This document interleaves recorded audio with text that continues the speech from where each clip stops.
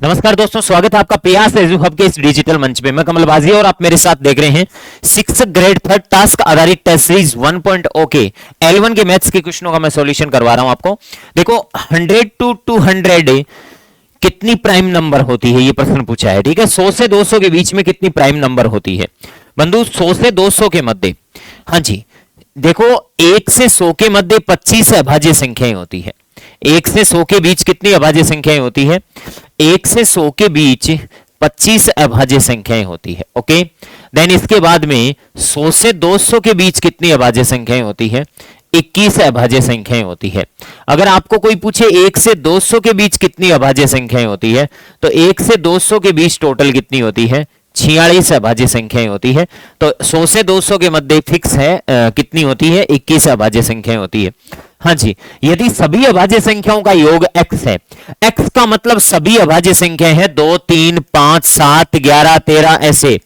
हाँ जी, ये सारी अभाज्य संख्याएं हैं। ओके, सारी अभाज्य संख्याओं का योग कितना है मेरे बंधु? x है। ओके, सारी अभाज्य संख्याओं का योग x है और कह रहा है विषम अभाज्य संख्याओं का योग y है। विषम अभाज्य संख्याएं कौन सी हो जाएगी? 2 के अलावा बाकी सारी, 2 के अलावा बाकी सारी विषम अभाज्य संख्याएं होती है, इनका योग y है। तो अगर x में से y घटेगा तो फिर 2 नहीं बचेगा क्या? तो x में से y घटेगा तो कितना बचेगा? 2 बचेगा। राइट आंसर कौन सा हो जाएगा? ए हो जाएगा। नेक्स्ट इसके बाद में अगला क्वेश्चन, अगला क्वेश्चन है मेरे दोस्तों, 11 से बड़ी अभाज्य संख्याओं के अंत में निम्न में से कौन सा अंक नहीं आएगा? भाई इसमें सीधा अगर आप हिट एंड ट्राई रूल लगाओ तो 5 कभी नहीं आएगा, क्योंकि 11 से बड़ी 15, 25, 35, 45, 55, 65, 75 इन सब में बंदूक किसका भाग जाता है? 5 का भाग जाता है। तो ये 5 तो कभी आएगा नहीं। तो ऑब्जेक्टिव का एक पैटर्न है, इसके आधार पर आप सीधा उत्तर दे सकते हो इसका कि 5 कभी भी इकाई का अंक नहीं आएगा। 1, 7 और 9 का तो क्या पता नहीं, लेकिन 5 नहीं आएगा, क्योंकि 5 किसी भी अभाज्य संख्या के लास्ट में आता ही नहीं है। आता है तो सिर्फ और सिर्फ 10 से छोटी के अंतर्गत आता है, जिसमें 5 होती है। ठीक है, 1 अंक वाली, 2 अंक वाली किसी भी संख्या में इकाई का अंक 5 नहीं मिलेगा आपको, अभाज्य संख्या हो। ठीक है, 1 हो जाता है, जैसे 1 कहां हो जाता है? 61 में हो जाता है, बिल्कुल इकाई का अंक 1 हो जाता है। 7 हो जाता है मेरे बंधु 47 में हो जाता है, बिल्कुल हो जाता है। हाँ जी, 19 में हो जाता है, ये लो। ठीक है, 59 में हो जाता है, 9 हो जाता है, लेकिन 5 कभी भी नहीं होता है। नेक्स्ट इसके बाद में अगला क्वेश्चन, ये कह रहा है 27720 के विभिन्न अभाज्य गुणनखंडों की संख्या। 3 प्रश्न बता रहा हूं यहां पे। एक तो अभाज्य गुणनखंड करवाए, अभाज्य गुणनखंड करवाए तो 2 का भाग दे दो, 2 एकम 2, 2 3 6 और बच गया 1, 2 8 16, 2 6 12 0। फिर 2 का भाग दे दो, 2 6 12 बच गया 1, 2 6 18, सॉरी 2 9 18 और 2 3 6 0। फिर 2 का भाग लगा दो, 2 3 6, 2 चौके 8 और बच गया 1, 2 चौके 12, सॉरी 2 6 12। हाँ जी, ये आपके पास में आ गया 1 2 5 10। अब 5 का भाग दे दो आप तो। ठीक है, 5 का भाग दोगे, 5 6 30 बच गया 4 46 में, 5 9 45 बच गया 1 15 में, 5 3 15। फिर दे दो बंधु 3 का भाग, किसका भाग दे दो? 3 का। 3 का भाग दोगे तो 3 दूनी 6, 3 3 9, 3 एकम 3। फिर 3 का भाग जाता है, 3 7 21 बच गया 2 3 7 21। 77 में फिर 7 का भाग जाता है मेरे बंधु 11 बार। 11 का भाग जाएगा कितनी बार? 1 बार। अगर आपसे अभाज्य गुणनखंड करवाए, अभाज्य गुणनखंड करवाए तो 2 गुणा 2 गुणा 2 गुणा 3 गुणा 3 गुणा बढ़ते क्रम में लिख दो 5 गुणा 7 गुणा 11। अभाज्य गुणनखंड करवाए तो ऐसे कर दो, अभाज्य गुणनखंडों की संख्या पूछे तो इन सबको जोड़ लो, कितने हैं? अभाज्य गुणनखंडों की संख्या, अभाज्य गुणनखंडों की संख्या पूछता तब तो मेरे बंधु 3 2 5 6 7 और 8 होते, लेकिन विभिन्न अभाज्य गुणनखंडों की संख्या डिफरेंट प्राइम फैक्टर, तो ये 1 गिना जाएगा, ये दूसरा गिना जाएगा, ये तीसरा, ये चौथा और ये 5वां। 5 विभिन्न अभाज्य गुणनखंड हो जाएंगे। ठीक बात है, तो विभिन्न अभाज्य गुणनखंड डिफरेंट प्राइम फैक्टर कितने होंगे? 5। नेक्स्ट अगली संख्या है, इसमें अभाज्य गुणनखंडों की संख्या पूछिए, विभिन्न नहीं, अभाज्य गुणनखंडों की संख्या। 12 को क्या लिख सकते हैं बंधु? 2 गुणा 2 4 गुणा 3 की पावर कितनी लिख सकते हैं? 60 लिख सकते हैं। ओके, फिर गुणा 15 को 3 गुणा 5 की पावर कितनी लिख सकते हैं? 70 लिख सकते हैं। इनटू बताओ 24 को 2 गुणा 2 गुणा 2 8 24 लिख सकते हैं। ओके, इसकी पावर कितनी हो जाएगी? 40। ठीक है, हाँ जी, 2 की पावर कितनी हो गई? 23। ओके, अब देखो 2 की पावर 60, 2 की पावर 60, फिर 2 की पावर 60, इस 2 की पावर 60 और 3 की पावर 60। ओके, 3 की पावर 70, 5 की पावर 70, फिर 2 की पावर 40, 2 की पावर 40, 2 की पावर 40, 3 की पावर 40 है और 2 की पावर 23। 2 की सारी पावर जोड़ लो आप तो कितनी होती है, 2 की पावर 60, 60 120, 60 3 180, 180 और ये 60 कितना हो गया 220, 220 और ये कितना हो गया 40, 260, 260 और ये कितना 300 हो गया, 300 हो गया, 300 के बाद में ये 323, तो 2 की पावर तो 323 हो गई इनटू। अब आगे चलता हूं मैं 5 की पावर, 3 की पावर, 3 की पावर 70 तो 1 और 40 1, 3 की पावर 110 इनटू 5 की पावर मेरे बंधु 70। इन घातों को जोड़ लो अगर अभाज्य गुणनखंडों की संख्या चाहिए तो 323, 323, 110 और 70 सबको जोड़ लो। 3 7 और 3 10 से और 3 और 1 4 और 1 5, 503। तो विभिन्न अभाज्य गुणनखंडों की संख्या कितनी होगी 503। विभिन्न अभाज्य गुणनखंडों की संख्या पूछता तो 3 ही होती है यहां पे, ठीक बात है। हाँ जी, नेक्स्ट अगला क्वेश्चन क्या है, सबसे छोटी विषम अभाज्य संख्या, सबसे छोटी विषम अभाज्य संख्या, सबसे छोटी विषम अभाज्य संख्या कौन होती है 3। 2 सम अभाज्य संख्या होती है, विषम भाज्य संख्या। देखो बंधु भाज्य संख्याओं की बात करें तो 4 भी होती है 6 भी होती है, लेकिन विषम भाज्य संख्या कौन होती है 9 होती है। और इनका दोनों का उत्पाद पूछा है, सॉरी क्या पूछा है उत्पाद, तो इन दोनों का उत्पाद पूछा है। उत्पाद को अपन इंग्लिश में क्या बोलते हैं बंधु, प्रोडक्ट बोलते हैं। क्या बोलते हैं, प्रोडक्ट बोलते हैं, जरा ध्यान रखना। और प्रोडक्ट का अल्टीमेटली मीनिंग होता है गुणा। क्या होता है गुणा। तो उत्पाद से हिंदी मीडियम वाले कंफ्यूज हो जाएंगे, ध्यान रखना, जोड़ करके आ जाएंगे वो, ठीक है। इनका उत्पाद पूछा है तो बताओ उत्पाद कितना होगा, 9 3 कितना 27 होगा। कितना होगा 27, जो कि कौन से ऑप्शन में पड़ा है, बी ऑप्शन में पड़ा है। उत्पाद पूछेगा, ओके हाँ जी 27, जोड़ करके मत आ जाना। नेक्स्ट 140 के अभाज्य गुणनखंड क्या होंगे। 140 के अभाज्य गुणनखंड चाहिए तो 2 का भाग दिया 70, 2 का भाग दिया 35, 5 का भाग दिया 7 और 7 का भाग दिया कितना 1। तो ये 2 गुणा 2 गुणा 5 गुणा कितना हो गया 7। तो ये देख लो किस में है, 2 गुणा 2 गुणा 5 गुणा कितना हो गया 7। ये अभाज्य गुणनखंड हो गया आपके पास में। एबीसी 3 अभाज्य संख्याएं हैं, इनमें से कौन सा कथन सही नहीं है। एबीसी का एलसीएम ए गुणा बी गुणा सी होगा, बिल्कुल ये कथन क्या है सत्य है। 3 अभाज्य संख्याओं का एलसीएम उनका गुणनफल ही होता है। जैसे एक अभाज्य संख्या 3, दूसरी ले ली 5 और तीसरी 7 का एलसीएम, इनका एलसीएम होगा बंधु 5 7 35 से 35 3 105, 105 में ही तीनों का भाग जाएगा, मतलब गुणनफल होता है। 3 अभाज्य संख्याओं का एचसीएफ 1 होता है, बिल्कुल सही है, में से 1 ही होता है। अगर इनका तीनों का अगर आपको एचसीएफ पूछे तो एचसीएफ कितना होगा 1 ही होगा। एबीसी का एलसीएम ए से पूर्णतः विभाजित होगा, क्यों नहीं होगा। इनका एलसीएम 105 आया कि ये 3 से विभाजित नहीं होगा क्या, बिल्कुल होगा, विभाजित होगा। एलसीएम अपनी प्रत्येक संख्या से विभाजित होता है।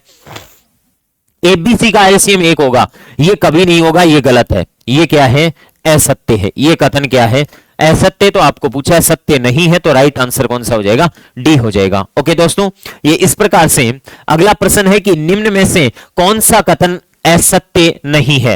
असत्य नहीं, गलत नहीं होगा। जो कथन गलत नहीं होते हैं वो क्या होते हैं सत्य होते हैं। तो सभी अभाज्य संख्याएं विषम संख्याएं होती है, सभी अभाज्य संख्याएं विषम संख्याएं होती है। दुनिया की सारी अभाज्य संख्याएं विषम भी होती है, सम भी होती है कुछ, ठीक है। तो सत्य पूछ रहा है। 2 अंकों की अभाज्य संख्याओं की कुल संख्या 20 है। आ जाओ भाई, दिक्कत यहां आ गई कि आपको यह पता है 1 से लेके 100 तक है, 1 से 100 तक अभाज्य संख्या कितनी होती है। 1 से 100 तक अभाज्य संख्या अभी अभी बताया था मैंने कितनी होती है 25 होती है।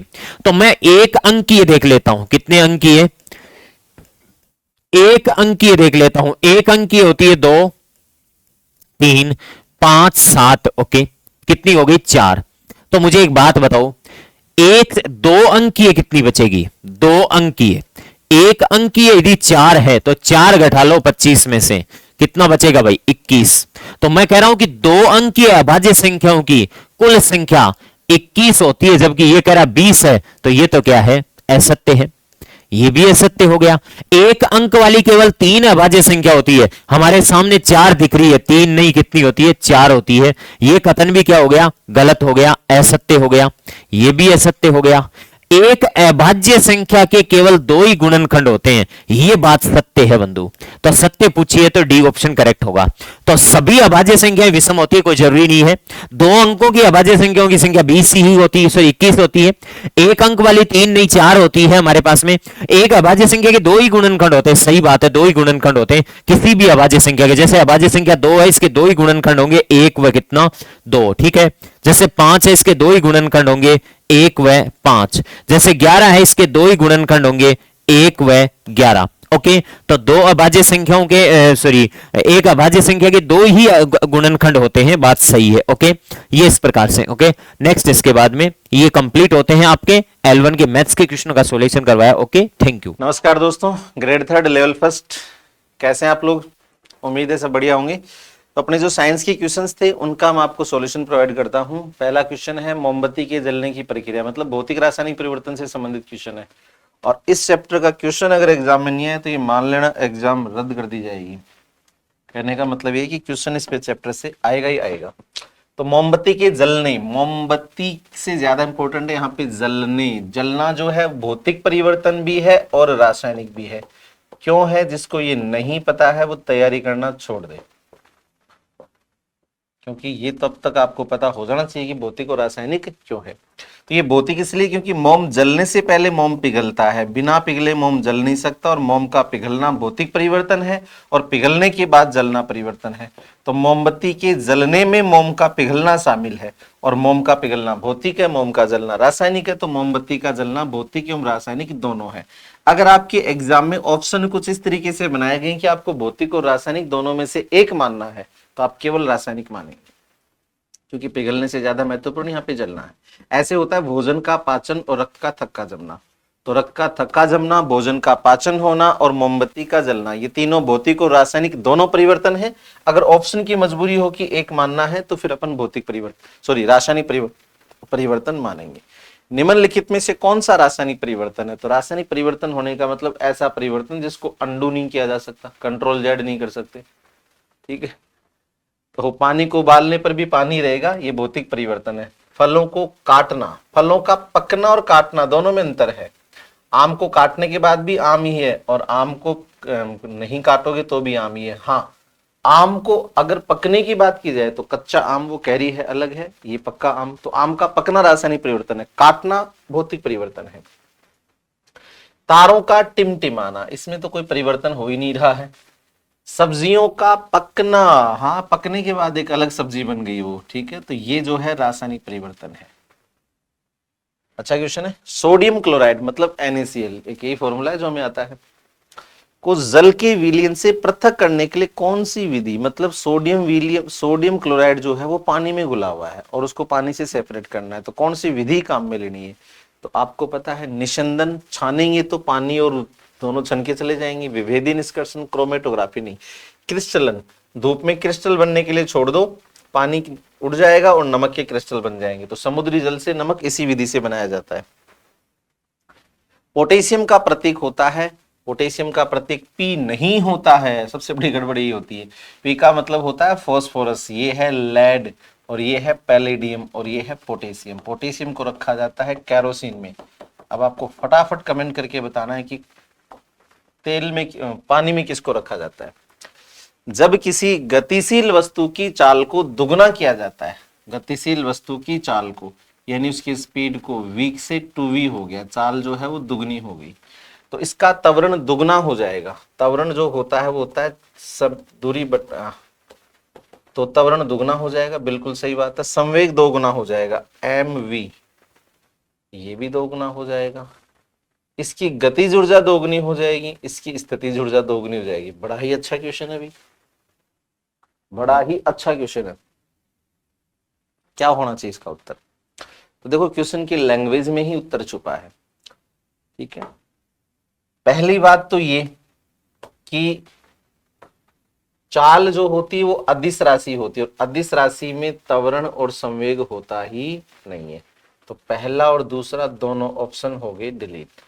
दूसरा, वेग का स्थितिज ऊर्जा पर कोई फर्क नहीं पड़ता, तो ये भी डिलीट। बच गया कौन सा ऑप्शन? पर ये तो कैसे हो सकता है? गतिज ऊर्जा 1/2 mv², सॉरी, संवेग हो सकता है ना, तो इसका सही उत्तर हो जाएगा सेकंड ऑप्शन, संवेग हो सकता है अदिश राशियों में, गतिज ऊर्जा नहीं हो सकती। अगला प्रश्न, हरित लवक का डीएनए कैसा होता है? तो हरित लवक और माइटोकॉन्ड्रिया में जो डीएनए होता है वो वृत्ताकार होता है, डबल हेलिक्स होता है। तो द्विकुंडलित वृत्ताकार डीएनए, दोहरा वृत्ताकार रज्जुक, सी ऑप्शन। कौन सी ग्रंथि केवल यौवन अवस्था तक सक्रिय होती है? ये जो थाइमस ग्रंथि होता है ना, वयस्क अवस्था तक आते आते निष्क्रिय हो जाती है। शुक्र जनन की प्रक्रिया, शुक्र जनन की प्रक्रिया होती है कहां? तो शुक्र जनन की प्रक्रिया होती है वृषण ग्रंथि की सेमिनिफेरस नलिकाओं में, और उन्हीं सेमिनिफेरस नलिकाओं को हिंदी में कहते हैं शुक्राणु जनल वाहिकाएं या नलिकाएं। अगला क्वेश्चन है, फेफड़ों की कुल क्षमता होती है 5800 मिलीलीटर। अगला जो प्रश्न है वो क्या है? वो है संविधान सभा के उपाध्यक्ष कौन थे? तो ये तो मुझे भी नहीं पता भाई, नाम तो सुना है कि राजेंद्र प्रसाद अध्यक्ष थे, पर उपाध्यक्ष कौन थे ये आपको पॉलिटी वाले सर बताएंगे। तो मिलते हैं अपन अगले एपिसोड में। उम्मीद है अब तक आपकी तैयारी काफी अच्छी हो चुकी होगी, और अब जो है सिलेबस को रिवाइज भी करें। जो आपको अब तक अपने जो टेस्ट लग रहे हैं, इनसे आपको ये भी पता चल रहा होगा कि आपका कौन सा पार्ट जो है वो थोड़ा कमजोर है, कौन सा पार्ट अच्छा है। तो अभी अपने पास इतना समय है कि कमजोर पार्ट को अच्छा किया जा सकता है। सभी पक्षों को मजबूती के साथ तैयार करें और नकारात्मकता को कम से कम रखें, पॉजिटिव सोचें। धन्यवाद। नमस्कार, प्रयास के ऑनलाइन प्लेटफॉर्म पे आपका स्वागत है। L1 टास्क टेस्ट सीरीज के जो आपका पेपर सॉल्यूशन है उसमें पॉलिटिकल साइंस के जो प्रश्न है, भारत के संविधान और राजस्थान की राजनीतिक और प्रशासनिक व्यवस्था, उससे जुड़े 9 प्रश्न हैं। उम्मीद करता हूं कि आपने बहुत अच्छे से पेपर किया होगा, लेकिन कुछ अगर डाउट है तो हम उनको क्लियर करने का प्रयास करेंगे। ठीक है, पहला प्रश्न आपके स्क्रीन पे रहे, संविधान सभा के उपाध्यक्ष कौन थे? आपके पास 4 ऑप्शन है और चारों के संदर्भ में हम निकाल लेते तो अपने आप उत्तर इसका सामने दिखेगा। देखो, डॉक्टर सच्चिदानंद सिन्हा, इनको 9 दिसंबर 1946 को जब संविधान सभा की पहली बैठक हुई तो क्या बनाया गया था? अस्थायी अध्यक्ष। तो संविधान सभा के पहले अस्थायी अध्यक्ष कौन थे? सच्चिदानंद सिन्हा। तो ये ऑप्शन तो नहीं होगा। डॉक्टर राजेंद्र प्रसाद, संविधान सभा की तीसरी बैठक, और तीसरी बैठक कब हुई थी? 11 दिसंबर को। 11 दिसंबर 1946 को इनको क्या बनाया गया था? स्थायी अध्यक्ष। तो इसका मतलब ये ऑप्शन भी नहीं होगा। बेनेगल नरसिंह राव के बारे में आपने सुनाई है कि ये संविधान सभा के क्या थे? संवैधानिक सलाहकार थे। तो उम्मीद करता हूं उत्तर आपको मिल गया होगा। 3 ऑप्शन के आगे हमने लिख दिया कि वो किस किस पद पे थे। तो पहले उपाध्यक्ष कौन थे? HC मुखर्जी। ठीक है, अगला प्रश्न देखो, भारतीय संविधान की 8वीं अनुसूची में अनुसूचित भाषाओं के सही समूह को पहचानिए। भारतीय संविधान की 8वीं अनुसूची में 22 भाषाओं को मान्यता मिली है। ठीक है, आपको इन पेयर में देखना है कि कौन कौन सी भाषाएं जिनको मान्यता मिली है। देखिए, बांग्ला बिल्कुल मिली है, संस्कृत, अंग्रेजी को नहीं मिली, हिंदी, संस्कृत और संथाली। राइट हो गया आपका। अंग्रेजी यहां भी आ रही है तो अंग्रेजी यहां भी नहीं है, अंग्रेजी यहां भी नहीं है, तो ढूंढने में आसानी है बिल्कुल। अंग्रेजी को मान्यता इसमें नहीं है, 8वीं अनुसूची में 22 भाषाओं में शामिल नहीं है, इसलिए अंग्रेजी 3 ऑप्शन में आ रहा है। तो आपको प्रश्न का उत्तर ढूंढने में बहुत आसानी से कौन सी? हिंदी, संस्कृत और संथाली को मान्यता मिली। ठीक है, अगला देखो, संविधान के किस अनुच्छेद में राज्यपाल की शपथ का प्रावधान है? हमने जब क्लास में पढ़ा था तो मैंने ये कहा था कि संविधान की तीसरी अनुसूची होती, और तीसरी अनुसूची में क्या है? प्रावधान है किसके बारे में? पदाधिकारियों की शपथ के बारे में। लेकिन मैंने आपको यह भी समझाया था कि इस तीसरी अनुसूची में 3 पदाधिकारियों की शपथ का उल्लेख नहीं है, और वो 3 पदाधिकारी कौन है?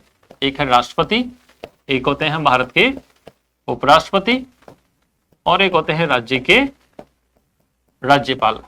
राष्ट्रपति की शपथ का उल्लेख आर्टिकल 60 में मिलेगा, उपराष्ट्रपति का 69 में मिलेगा, और राज्यपाल की शपथ का उल्लेख कौन से मिलेगा? 159 में। ठीक है, तो राइट आंसर ये पड़ा। कौन से आर्टिकल में है? 159। अगला देखिए,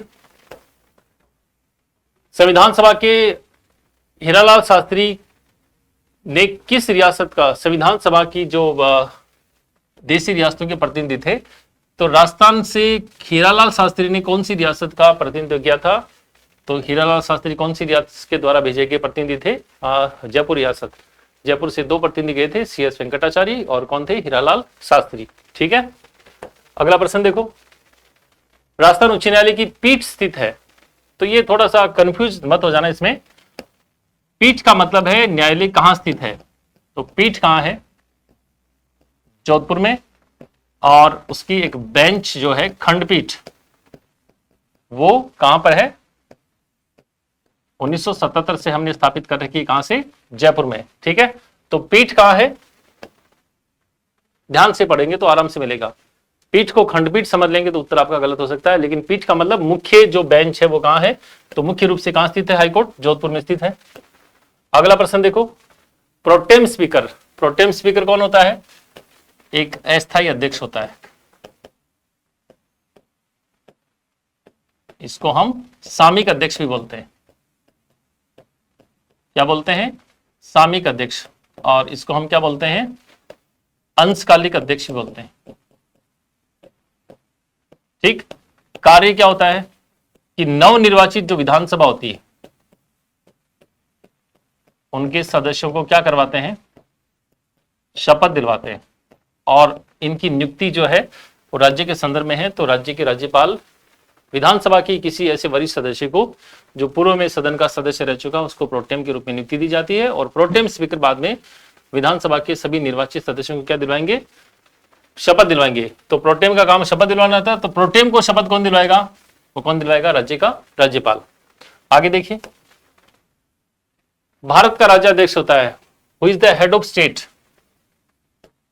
तो एक शब्द है राज्याध्यक्ष और एक शब्द है कौन सा? शासनाध्यक्ष। राज्याध्यक्ष का मतलब हेड ऑफ स्टेट और शासनाध्यक्ष का मतलब हेड ऑफ गवर्नमेंट। शासन कौन करेगा? शासन करेगा प्रधानमंत्री और मंत्रिपरिषद। भारत के संदर्भ में बात करें, और किसके नाम से शासन होगा? हेड ऑफ स्टेट के नाम से। तो प्रश्न अगर होता है कि राज्य का राज्याध्यक्ष कौन होता तब तो राज्यपाल कर लेते हैं, लेकिन पूछ रहा भारत का राज्याध्यक्ष कौन है, तो भारत का राज्याध्यक्ष कौन है? भारत का राष्ट्रपति। ठीक है, नेक्स्ट प्रश्न देखो। राज्य का सर्वोच्च प्रशासनिक अधिकारी कौन होता है? तो राज्यपाल जो होता है वो कार्यपालिका का प्रधान होता है। ठीक है, मुख्यमंत्री होता है वो भी कार्यपालिका का वास्तविक प्रधान होता है। राज्यपाल संवैधानिक प्रधान है, तो ये कौन सा प्रधान है? वास्तविक प्रधान है। ठीक, मुख्य न्यायाधीश है वो राज्य में न्यायपालिका का प्रधान होता है। तो प्रशासन का सबसे बड़ा अधिकारी कौन होता है? राज्य का मुख्य सचिव, चीफ सेक्रेटरी, वो स्टेट में सबसे बड़ा प्रशासनिक अधिकारी होता है। अगला प्रश्न देखो। निम्न में से कौन सा कार्य जिला कलेक्टर का नहीं है? आपके सामने कुछ कार्य हैं, उनमें से कलेक्टर कौन से काम नहीं करता है? तो कलेक्टर का पद संग्रहित पद बना ही क्यों था? पद बना था कलेक्शन के लिए, कलेक्ट। और कलेक्ट करने वाला कौन हो गया? कलेक्टर। किसका कलेक्शन? भू राजस्व। तो ये पद बना ही किसके लिए? भू राजस्व का काम है। आयकर संग्रहण ये काम कलेक्टर का नहीं होता है। इनकम टैक्स का कलेक्शन करना इनकम टैक्स डिपार्टमेंट का काम होता है। विदेशी परिपत्रों की जांच करना बिल्कुल कलेक्टर का काम है। और जिले के विकास अधिकारी के रूप में भूमिका किसकी होती है? कलेक्टर की होती है। तो ये भी काम किसका है? ये भी कलेक्टर का काम है। तो इन कार्यों में से कौन सा है? आयकर का संग्रहण करना ये काम कलेक्टर का नहीं है, बाकी सारे काम किसके होते हैं? जिला कलेक्टर के होते हैं। ठीक है, और भी काम होते हैं जिला निर्वाचन अधिकारी के रूप में, जिला जनगणना अधिकारी के रूप में, आपदा प्रबंधन अधिकारी के रूप में, बहुत सारी भूमिकाएं होती हैं जिला कलेक्टर की। ठीक है, तो इसका राइट आंसर क्या हो गया? इनकम टैक्स का कलेक्शन करना। अगला प्रश्न देखो, ये अपने इतने 9 प्रश्न थे पॉलिटिकल साइंस वाले पोर्शन से। उम्मीद करता हूं ये पेपर आपका बहुत अच्छा हुआ होगा और आपके डाउट पूरी तरह से क्लियर होंगे। अगले पेपर के अगले सॉल्यूशन के लिए एक बार फिर मिलेंगे, तब तक के लिए धन्यवाद। Good morning students, solution video classes में आप लोगों का हार्दिक स्वागत है। L1 के जो हमारे हिंदी के प्रश्न में पहला प्रश्न दिया, सोने में सुगंध मुहावरे का सही अर्थ है सुगंध युक्त आभूषण होना, सुंदर आभूषण, सुंदर वस्तु में और गुण होना, सुगंधित सोना, तो सी आंसर सही होगा। सुंदर वस्तु में और गुण होना। एक अकेला दो ग्यारह है, एक अकेला दो ग्यारह है का अर्थ क्या है? एक प्रवृत्ति का नहीं होना, चालाक को चालाक से काम पड़ना, झगड़ा दोनों ओर से होता है, संगठन में शक्ति होती है। तो आंसर यहां हमारा डी होगा। नेक्स्ट देखिएगा, अंधे की लकड़ी मुहावरे का सही अर्थ है निर्गुणी को कोई अमूल्य वस्तु अनायास प्राप्त होना। गलत है। प्राप्त न होने पर उस वस्तु का अनायास प्राप्त होना गलत है। जहां अव्यवस्था हो एकमात्र सहारा, ये 135 का सही आंसर होगा डी। 136 नंबर प्रश्न देखिए, बांछे खिलना मुहावरे का सही अर्थ क्या है? अत्यंत प्रश्न होना, कलंक लगाना, परिवर्तन होना, प्रभाव होना। पहला ही आंसर इसमें सही हो जाएगा ए। अजल गगरी छलकत जाए कहावत का अर्थ क्या है? पुरानी प्रथा पर ही चलना, स्तब्ध होना, अधिक क्रोध होना, डींग हाँकना। डींग हाँकना मतलब अधूरा ज्ञान वाला जो व्यक्ति होता है वो अधिक इतराता है, इसका अर्थ यही होता है। तो आंसर यहां पर 137 का डी हो जाएगा। 138 नंबर प्रश्न दिया गया, काठ की हांडी दोबारा नहीं चढ़ती लोकोक्ति का भावार्थ क्या है? काठ की हांडी को खाना बनाने के लिए केवल एक बार ही काम में लेना चाहिए। खाना बनाने में काठ के बर्तन काम में नहीं लेने चाहिए। खाना बनाने में हमेशा धातु के बर्तन ही काम में लेने चाहिए। क्या व्यक्ति का कपटपूर्ण व्यवहार अधिक दिनों तक नहीं चलता? अलग आंसर दिखाई दे रहा है आपको डी ऑप्शन में। खोदा पहाड़ निकली चुहिया लोकोक्ति का भावार्थ क्या? चुहिया अकेले ही पहाड़ खोदने निकल पड़ी। पहाड़ को खोदते ही चुहिया बिल से निकल आई। बहुत परिश्रम करने पर बहुत कम लाभ प्राप्त हुआ। पहाड़ को खोदकर दूसरी तरफ निकल गई। तो यहां सी आंसर इसका उत्तर हो जाएगा, सी ऑप्शन। 140 नंबर प्रश्न दिया, बंदर क्या जाने अदरक का स्वाद कहावत का उपयुक्त अर्थ है? गुणहीन व्यक्ति अच्छी वस्तु का भी अनादर करता है। ये आंसर हो जाएगा इसका ए। अगला प्रश्न देखिएगा 141, पानी पानी हो जाना मुहावरे का उचित प्रयोग निम्नलिखित में से किस वाक्य में किया गया है? अतिवृष्टि से सर्वत्र पानी पानी हो गया। जी नहीं, पानी पानी होना मतलब शर्मिंदा होना इस मुहावरे का अर्थ है। रेल में बिना टिकट यात्रा करते पकड़े जाने पर महेंद्र बाबू पानी पानी हो गए, ये सही आंसर होगा। कड़ी धूप में काम करते करते वह पानी पानी, ये भी नहीं। ताजी जलेबियां देकर मुंह में पानी पानी, यहां तो लालच की बात आ रही। आंसर यहां हमारा बी होगा, 141 में बी। उम्मीद करता हूं बच्चों सॉल्यूशन वीडियो पसंद आया होगा। धन्यवाद। Hello guys, as you know, myself Parveen Swami, an innovative teacher of competitive English. Welcomes to all aspirants for the digital panel of Priyas Edu Hub Seeker. आज का जो सेशन है उसमें अपन लेवल फर्स्ट के जो क्वेश्चंस हैं voice वाले, narration वाले, कुछ जो अपने सिलेबस में मेंशन किए गए हैं उनके बारे में अपन को चर्चा करनी है। पहला जो प्रश्न वो क्या है अपना, हु रोड दिस नॉवेल, ये सेंटेंस इसको पैसिव वॉइस में चेंज करना है। हु वाले वाक्य होते हैं उनकी पैसिव वॉइस बनाते हैं तो खास पहचान है। शुरुआत में हम किसका प्रयोग करते हैं? बाई होम का। फिर आगे लगाते हैं अपन हेल्पिंग वर्ब। फिर जो ऑब्जेक्ट है उसको हम कहाँ लेके आते हैं? हेल्पिंग वर्ब के बाद।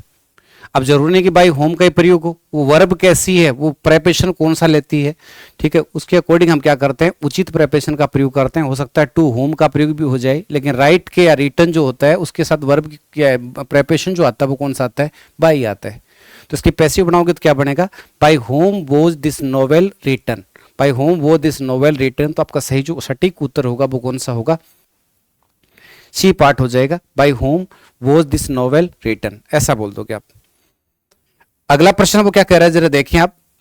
This committee is reviewing the proposal.